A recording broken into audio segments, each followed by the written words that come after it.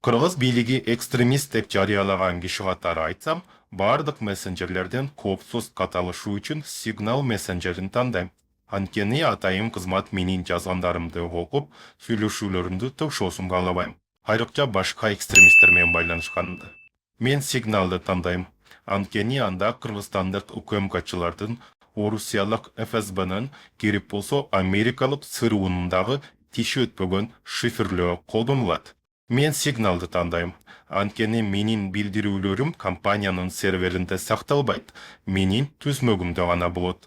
Аларды өчүргөн кезде чындап эле өчүп жок болот. Бүгүн Signal мессенджерин болушунча коопсуз колдонуунун бир нече эрежесин айтып берем.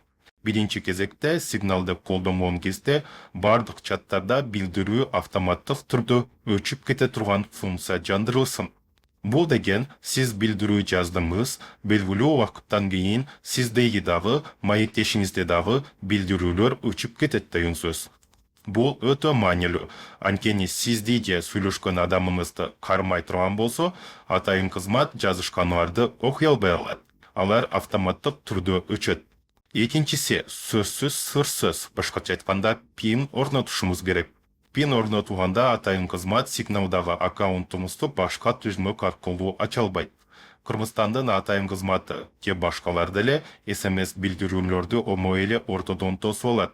Жана сиз Signalга SMS аркылуу гана кире турган болсоңуз, алар SMS-ти тотуп алып, башка түзмөктө Signal аккаунтубузга киришет. Бирок аккаунтка кирген учурда деле билдирүүлөрдү окуй албайт.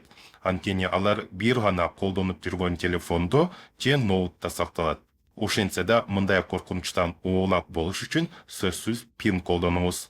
Үчүнчүсү, сиздин Signal аккаунтту телефон номери аркылуу издөөгө тыюу салган функцияны жандырып алыңыз. Бул сиз анонимдүү болууну каалаган жагдайда абдан пайдалуу. Көңүл бурганыңыздар үчүн ыраазычылык билдирем. Силер менен сүйлөшүүгөн экстремист Ринат Тохватшин болду. Баса бул видеону жактыруу, бөлүшүү, комментарий калтыруу кооптуу болушу мүмкүн экенин эскертем.